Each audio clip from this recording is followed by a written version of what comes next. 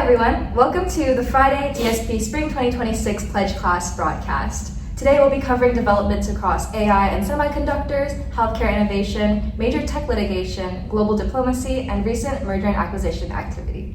Many of these stories highlight larger trends we've been tracking, from supply chain constraints in emerging industries, long-term shifts in pharmaceutical delivery, increasing regulatory scrutiny of tech platforms, and ongoing geopolitical instability. Yep, and after each category, we'll take a moment to discuss what these developments could mean from a business, economic, or policy perspective. Not just what's happening, but why it matters. Some of these stories have immediate market implications, while others may shape long-term structural change. Either way, they're worth paying attention to, so we're very happy to have you join us. With that, let's begin the discussion of the economy. Shreyash, take it away. Of course, thank you. A recent analysis from the Wall Street Journal highlights growing concerns over the ultra-low effective tax rates on billionaires may be starting to weigh on the broader U.S. economy. Thanks to preferential treatments of capital gains, carried interest, and other tax advantages, the wealthiest Americans can pay lower effective rates than many middle-income workers. Critics argue this has widened inequality while reducing public revenues at a time when investment in infrastructure, education, and social safety nets is badly needed. Supporters counter that low taxes on capital encouragement, investment, innovation, and entrepreneurship. But what stands out in this analysis is that the issue may go beyond fairness. The tax system is shaping incentives across capital markets and consumer behavior, pushing more resources towards asset accumulation rather than broad-based spending or productive investment. If these dynamics persist, the concern is that they could deepen imbalances in growth, weaken consumer demand, and make the economy more vulnerable over the long run. Shreyash, when people hear this debate, I feel like it often turns into a fairness argument pretty quickly.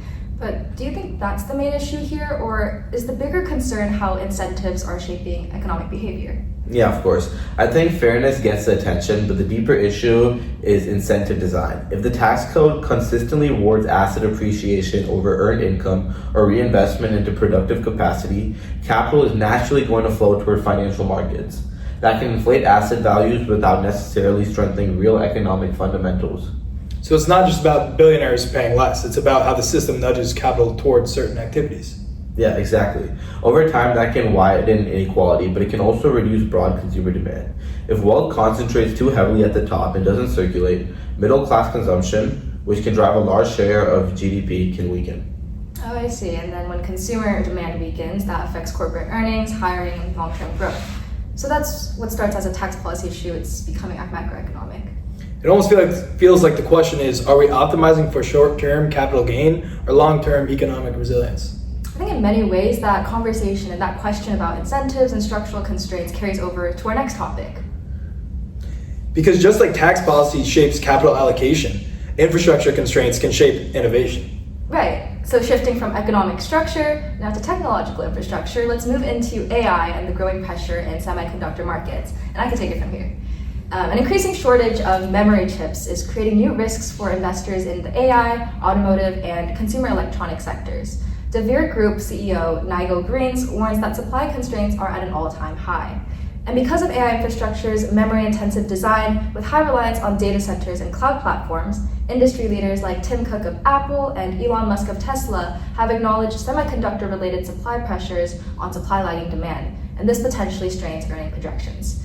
For automakers, particularly for electric vehicle manufacturers, their heavy reliance on onboard computer systems places a burden during the shortage. And then on the other hand, for consumer electronics companies, the rising cost of components themselves becomes the primary issue. Lauren, AI has felt unstoppable over the last year. Do you think this chip shortage introduces real friction, or is it just a temporary supply mismatch? That's a good question. I think it's more than just a short-term hiccup. AI infrastructure is incredibly memory intensive, especially at scale. So if semiconductor production doesn't expand fast enough, companies may have to delay data center build-outs or absorb even higher input costs. Yeah, and that definitely changes the economics of AI deployment. If chips become more expensive or harder to access, smaller firms may struggle to compete with larger players that can secure long-term supply contracts. So this could actually increase concentration in the AI space? Potentially, yes. Larger firms with capital flexibility may weather shortages better.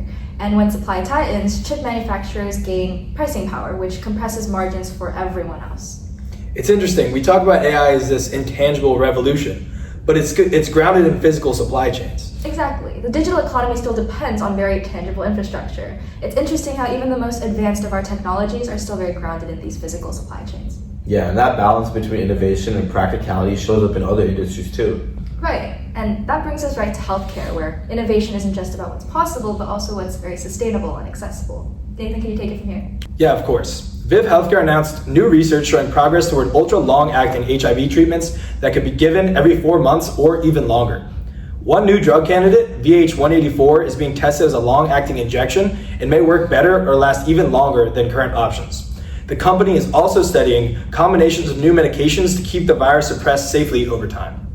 These developments are very promising because fewer injections could make HIV treatment and prevention more convenient and improve adherence. Long-acting options may especially help people who struggle with taking daily pills. It's also encouraging to see research focused on children and underserved communities. If the results continue to be strong, these treatments could significantly improve quality of life for people living with HIV. Nathan, this seems like one of those developments that don't dominate headlines, but also genuinely could improve lives. Yeah, of course, I agree. In HIV treatment, adherence is critical. Daily medication can be burdensome, especially in communities with limited access to healthcare and infrastructure. If you reduce dosing frequency to every 4 months, you dramatically lower that burden. Do you think this shifts how pharmaceutical companies think about long-term strategy? I'd say so, possibly.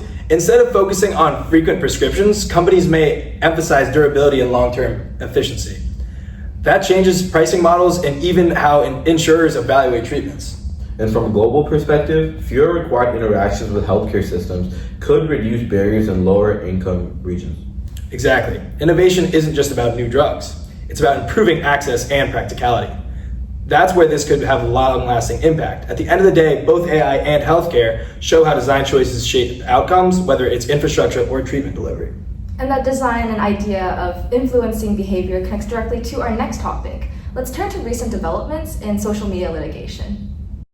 This article covers testimony by Mark Zuckerberg in a landmark lawsuit accusing Meta platforms and other tech firms of designing social media products that are addictive and harmful to young users. Plaintiffs argued that platforms encouraged compulsive use and contributed to mental health issues such as anxiety and body image problems, comparing their design to casinos. Zuckerberg defended the company, proposing that the company's tools are valuable tools for connection and that Meta does not intentionally design them to be addictive. The case is part of a broader wave of legal and regulatory scrutiny worldwide. The trial, which also involves claims against social media giants such as YouTube, could shape future rules and accountability standards for how tech companies design and manage their apps. Edward, this lawsuit feels significant, but tech companies have faced scrutiny before, so what exactly makes this one different? The difference is that this case focuses on design architecture. It's not just about harmful content, but it's about whether the platform themselves are engineered to encourage compulsive engagement. So if courts determine that certain features intentionally exploit behavioral psychology, that's a much bigger issue. Exactly. That moves responsibility from moderation to product design. If that precedent is set, companies may have to rethink algorithms, push notifications, or engagement loops. And that has economic implications too. If engagement drops, advertising revenue models could shift. So we're looking potentially at a structural shift in how social media monetizes attention. Yes, and that's why this case could ripple far beyond one company. What's interesting is that whether we're talking about tech companies or governments, accountability keeps coming up. Exactly, and nowhere are those tensions more visible than on the global stage. With that, let's shift to world news. United States arranged talks in Geneva between Russian and Ukrainian envoys ended without breakthrough as deep political differences remain despite limited progress on military issues. The discussions come as the war almost nears its 4th anniversary on February 24th, marking nearly 4 years since Russia's full-scale invasion of Ukraine. Ukrainian President Volodymyr Zelensky has offered a ceasefire and a face-to-face meeting with Vladimir Putin, but Moscow continues to demand that Ukraine reduce its army, renounces NATO membership, and protects Russian language and culture, while also withdrawing troops from 4 Russian-occupied eastern regions. The talks, organized by the United States and joined by representatives from the United Kingdom, France, Germany, Italy, and Switzerland, were described as quote-unquote difficult.